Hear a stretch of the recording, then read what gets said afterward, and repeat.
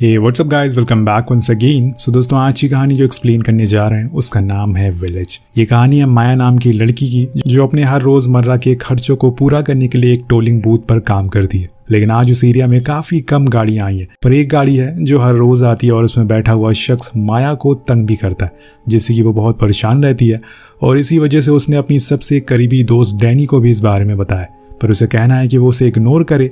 लेकिन आज तो हद हो गई है। वो आदमी अपनी कार से उतरकर माया के पास आता, पर यहाँ गौर करने वाली बात ये थी कि वो आदमी उसे रायू नाम से पुकारता है और कहता है। लेकिन माया इन सब बातों से इनकार कर देती है और चिल्लाते हुए कहती है कि यहाँ से चली जाओ, पुलिस आ रही है, मैंने कॉल कर दिया। तो आदमी चुपचाप वहां से तो चला जाता है। लेकिन कुछ ही देर बाद माया देखती है कि वो एक बड़ा सा चाकू लेकर उसकी तरफ बढ़ रहा है। अब ये देखकर वो घबरा जाती है और बूथ से बाहर निकलकर भागने लगती है। लेकिन वो आदमी उसे पकड़ लेता है और उसे मारने वाला था, लेकिन तब तक वहां पुलिस आ जाती है। लेकिन इतनी देर में उसने उसके पैरों में एक चाकू मार दिया था, जहां पर उसे एक चोट का निशान दिखता है। शायद ये निशान उसके पास से जुड़ा हुआ। समय बीत जाता, माया ने वो जॉब छोड़ दिया। उस हादसे के बाद अब उसने अपनी दोस्त डैनी के साथ एक बिजनेस कर लिया है, पर वो कुछ खास चल नहीं रहा है। कुछ दिनों के बाद माया को उसकी आंटी के पास एक फोटो मिलता है जो कि उसके मॉम डैड का था, और फोटो में वो भी थी। लेकिन दोनों की नजर इनके पीछे बने घर पे जाती है जो माया के पेरेंट्स का था। इसके बाद जब वो उस फोटो को पलटते हैं तो उन्हें वहां उस घर का एड्रेस भी मिलता है, और इस फोटो में लिखा था रायू, यानी कि वो आदमी सच बोल रहा था। अब माया का असली नाम रायू है, लेकिन उसे इतना सब कुछ कैसे पता था, वो उसे मानना क्यों चाहता था, ये सब आपको पता चल जाएगा। अब दोनों के दिमाग में एक आइडिया आता है कि क्यों ना वो इस घर को क्लेम करे और उसे बेचकर जो भी पैसे मिले वो अपना बिजनेस में लगा दे। लेकिन इसके लिए उन्हें गांव जाना होगा, क्योंकि शायद वहां किसी पे इसके डॉक्यूमेंट मौजूद हो। लेकिन तभी माया को कुछ महसूस होता है। जब वो वॉशरूम जाकर देखती है तो उसके पैर में वही कट से एक पेपर बाहर आ रहा था। अब उस छोटे से नोट को वो बाहर निकालती है जिसमें कुछ लिखा हुआ था, इसलिए वो उसकी फोटो क्लिक कर लेती है। अब वो डैनी को अपने साथ चलने के लिए मना लेती है, और इसके बाद वो लोग बस में बैठ जाते हैं, जहां माया अपने को पैसेंजर को वो नोट दिखाती है और उसके बारे में पूछती है। वो देखकर कहता है कि ये एक रक्षा कवच है जो आत्माओं को दूर रखता है। लेकिन आखिर ये माया के पैर में कैसे पहुंचा, वो भी स्किन के अंदर कैसे पॉसिबल हो सकता है। इधर माया को सड़क के किनारे 3 बच्चियां बार बार दिखाई दे रही थी, जो कौन थी और यहाँ इतनी रात में क्या कर रही थी, ये किसी को पता नहीं है। इसके पीछे भी एक वजह है जो आपको आगे पता चलेगी। फाइनली ये लोग बस स्टॉप पर पहुंच जाते हैं, लेकिन विलेज तक जाने के लिए कोई टांगे वाला राजी नहीं था, और बड़ी मुश्किलों बाद उन्हें एक आदमी मिलता है जो चलने के लिए मानता है। बीच रास्ते में वो उन्हें उस विलेज के बारे में बहुत सी चीजें बताता है, जैसे कि वहाँ पे घर तो बहुत सारे हैं लेकिन लोग बहुत ही कम है। जो थे वो किसी अनजान चीज की वजह से मारे गए या फिर किसी बीमारी की वजह से मर गए। ये सब सुन के उन्हें बहुत ही अजीब लगता है कि ऐसे कैसे हो सकता है। अब इसके बाद वो उन्हें गांव के सरपंच के घर के आगे छोड़ देता है, लेकिन वहां वो नहीं था। उसकी माँ बाहर आती, जिन्हें माया अपनी रियल आइडेंटिटी नहीं बताती, और वो कहती है कि हम स्टूडेंट हैं और यहाँ पर पपेट हिस्ट्री के बारे में खोज करने के लिए आए हैं। पर वो लेडी कहती है कि आज कोई नहीं है, तुम लोग कल आना। लेकिन आज रात ये कहाँ गुजारेंगे, यहाँ तो इन्हें कोई जानता भी नहीं है। तो माया को यहाँ पर वही पुराना घर याद आता है। वो उसे ढूंढते हुए पहुंच जाती है, जो पिछले 20 सालों से बंद था। लेकिन आज की रात ये यही गुजारने वाले हैं। वो बिना कुछ सोचे समझे अंदर चले जाते हैं। वहाँ माया को अपने मॉम डैड की कई सारी फोटोज मिलती है, लेकिन सोचने वाली बात ये थी कि उन सारी फोटोज में कहीं भी माया नजर नहीं आ रही थी। पर ऐसा क्यों है? तभी उन्हें बाहर से कुछ आवाजें आती है, शायद कोई मर गया था, उसे वो लोग दफनाने के लिए ले जा रहे थे। अब वो दोनों उसके पीछे पीछे चले जाते, जहाँ पर वो हरजोई गाँव के कब्रिस्तान में पहुंच जाते। वहाँ माया को अपनी मॉम डैड की ग्रेव भी मिलती है। वहाँ वो थोड़ी दूर रुकते हैं, पर बाराते समय उन्हें पता चलता है कि ये सेमेट्री असल में उसके पेरेंट्स ने ही बनवाई थी, लेकिन गांव वालों ने उनके नाम छुपा दिया, शायद इसलिए क्योंकि वो उन्हें पसंद नहीं करते, या फिर कोई और वजह थी। अब दोनों घर वापस आ जाते हैं, लेकिन उस रात माया को कुछ आवाज़ें सुनाई देती है। वो डैनी को भी उठाती है, लेकिन वो नहीं उठती, तो वो अकेले ही जाती है। पर यह आवाज़ दूसरे घर से आ रही थी, जहाँ पर हम एक औरत को लेबर पेन में देखते हैं, जिसकी डिलीवरी होते ही सब कुछ चुप हो जाते हैं। उसी दौरान वहां पर सरपंच आते हैं, जो उस बच्चे को अपने साथ ले जाता है, और फिर उस बच्चे की आवाज ही नहीं आती। तो यहाँ उन्होंने उस बच्चे के साथ क्या किया हम नहीं जानते। लेकिन जब अगले दिन ये दोनों सोकर उठते हैं तो उन्हें पता चलता है कि आज फिर से गाँव में किसी की मौत हो गई है और उसे दफनाने के लिए ले जाया जा रहा है। आखिर ये लोग कौन है जो हर दिन मर रहे? यही सवाल माया के दिमाग को परेशान करने लगता है। वो दोनों उनका पीछा करते हैं और इस बार उन्हें पता चलता है कि ये उसी बच्चे का फ्यूनरल है जिसका जन्म कल हुआ था, पर वो तो जिंदा था और सरपंच उसे कहीं ले गया था। क्या पता इसमें उसी का हाथ हो।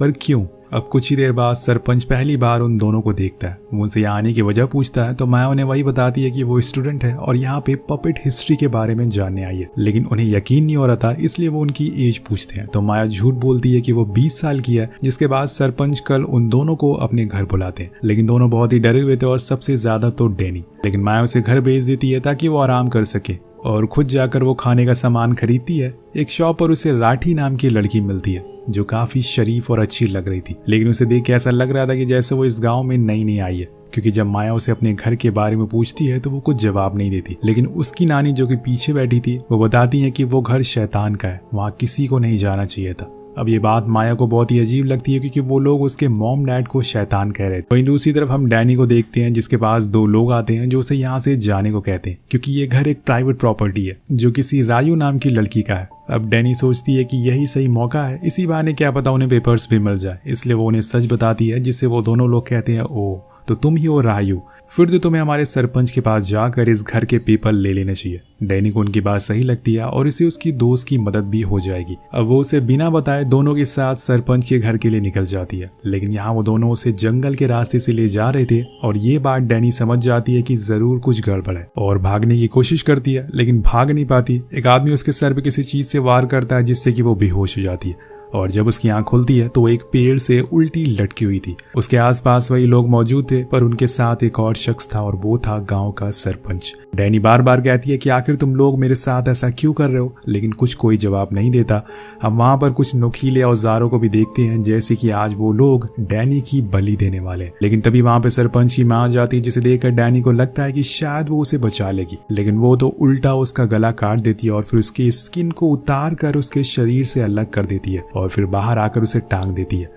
लेकिन आखिर ये सब हो क्या रहा है, ये कि शैतान की बात कर रहे हैं। दूसरी तरफ जब माया घर आती है तो डैनी उसे कहीं दिखाई नहीं देती, इसलिए वो घबरा जाती है और उसे ढूंढने के लिए बाहर जाती है। यहाँ तक कि सरपंच के घर भी जाती है, लेकिन वो उसे बहुत ही आसानी से झूठ बोल देता है कि उसे नहीं पता और कहता है कि तुम टेंशन मत लो, मैं कुछ लोगों को भेजता हूँ। शाम से रात हो जाती है, लेकिन डैनी का कोई अता पता नहीं था। माया एक बार फिर से सरपंच के घर जाती है, लेकिन वहाँ किसी तरह का प्रोग्राम हो रहा था। सभी लोग बहुत ही खुश थे। वहाँ माया को भी वो दो लोग मिलते हैं जिन्होंने डैनी को मारा था। अब वो उससे भी पूछती है, लेकिन वो लोग भी उसे बातों में भटका देते हैं, जिससे माया की अब दिक्कतें और बढ़ने लगती है। वो घर आती है और रोने लगती है क्योंकि उसकी वजह से डैनी यहाँ पर आई थी। उसी दौरान एक बच्ची उसके पास आती है जो उसे बताती है कि पास वाले घर में एक औरत माँ बनने वाली है। तो माया उसके पीछा करते हुए उस घर में पहुंचती है, जहाँ की खिड़की से वो जो देखती है उसके तो होश ही उड़ जाते हैं। एक औरत ने बिना स्किन वाले बच्चे को जन्म दिया था जो बहुत ही डरावना लग रहा था। वहाँ पे सरपंच भी मौजूद था जो उस बच्चे को पानी में डुबाकर मार देता है और ये देखकर माया की रूह कांप जाती है। उससे कुछ हल्की सी आवाज निकल जाती है जिससे कि सभी को पता चल जाता है कि बाहर कोई है। पर वहाँ उस बच्चे का बाप सरपंच से कहता है,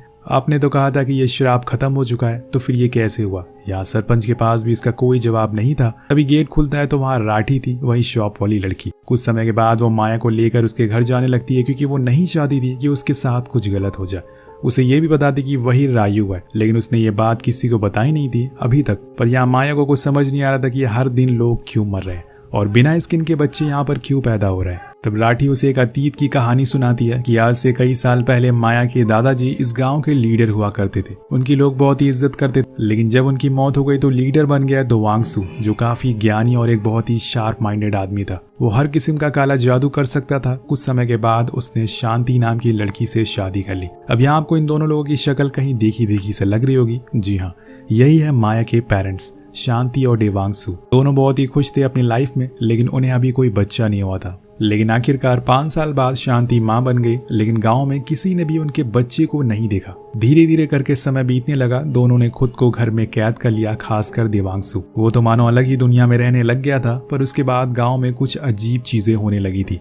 एक एक करके 3 छोटी बच्चियां गायब हो गई। किसी को कुछ पता नहीं था कि असल में वो कहाँ गई। पर एक दिन देवांगसू अपनी छोटी सी बेटी रायू के साथ सालों बाद घर के बाहर निकलता है और सभी उसकी बेटी को देखकर हैरान थे। पूरे गांव में अलग अलग बातें फैलने लग गई थी। उनके घर की नौकरानी निया, जो कि सरपंच की माँ है, वो सबसे कहने लगी थी कि मैंने देवांगसू को कोई ब्लैक मैजिक करते हुए देखा है। शायद उनकी बेटी को कोई बीमारी है, लेकिन ये बात उनसे जाकर कोई नहीं कर सकता। सभी उससे डरते हैं। लेकिन एक दिन गाँव में बहुत ही भयंकर चीज होती है। जब सभी लोग देवांगसू का पपेट शो देख रहे थे, तभी उसके अंदर किसी की आत्मा आ जाती है और वो वहां बैठे एक एक करके सभी लोगों को मारने लगता है। यहाँ तक कि अपनी बीवी को भी, लेकिन एक मेड ने रायू को बचा लिया और सिटी ले आई। तब से ही लेके आज तक इस गांव में श्राप चढ़ गया है जिसमें हर न्यूबॉर्न बेबी बिना स्किन के पैदा होता है, और ये आज से नहीं बल्कि पिछले 20 साल से होते हुए आ रहा है। सरपंच का कहना है कि इस श्राप को खत्म करने के लिए उन्हें उस आदमी की बेटी यानी कि रायू की स्किन एक लेदर पपेट से बनाना होगा, जिसके बाद ये श्राप खत्म हो सकेगा। वहीं दूसरी ओर गांव वालों को पता चल चुका था कि उन्होंने गलत लड़की को मार दिया है, वरना अभी तक श्राप खत्म हो जाना चाहिए था, और इसीलिए वो रायू को ढूंढना शुरू करते हैं। वो राठी के घर भी जाते हैं लेकिन उसने उसे छुपा लिया था। उनके जाने के बाद राठी उसे बताती है कि ये लोग तुम्हें मारे बिना नहीं छोड़ेंगे, इसलिए तुम्हें यहाँ से भागना होगा।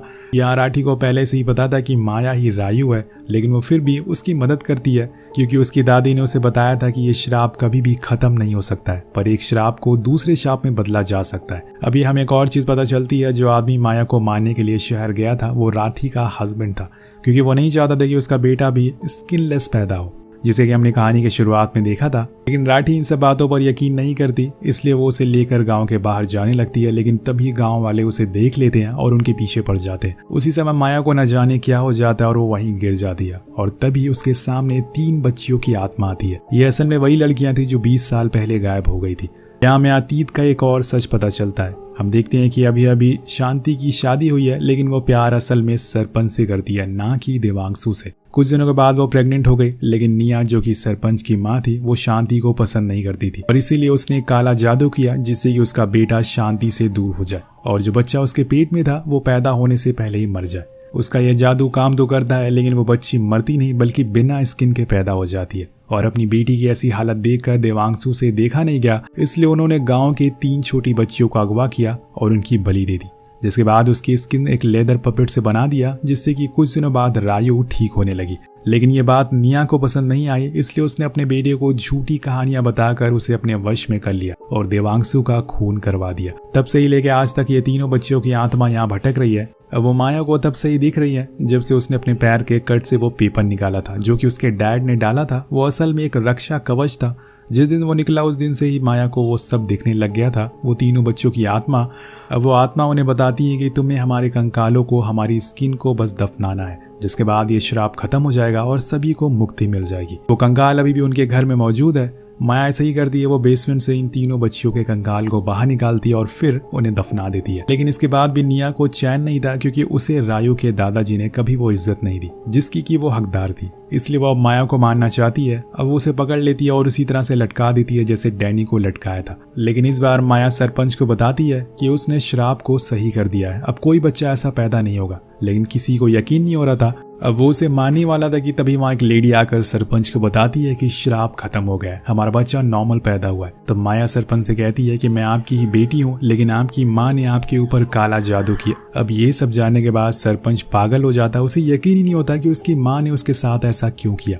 वो खुद को मार लेता है और अपने बेटे को मरता हुआ देखकर उसकी माँ भी खुद को मार लेती है। अब मियाँ अपनी जान बचाकर रोड की तरफ भागती है और एक ट्रक में बैठकर शहर आ जाती है। अब कहानी 1 साल बाद आगे बढ़ती है। हम फिर से उसी गांव को देखते हैं जहाँ पर कुछ ठीक था, और अब कई सारे नए लोग भी यहाँ पर रहने के लिए आ रहे थे। और वहीं हम दूसरी तरफ एक प्रेग्नेंट लेडी को भी देखते हैं, पर तभी वहां उसे शीशे में निया की आत्मा दिखाई देती है। उसी दौरान उसके पेट से बच्चा बाहर आ जाता है और तब हम निया की आत्मा को देखते हैं जो उस बच्चे को खा रही थी।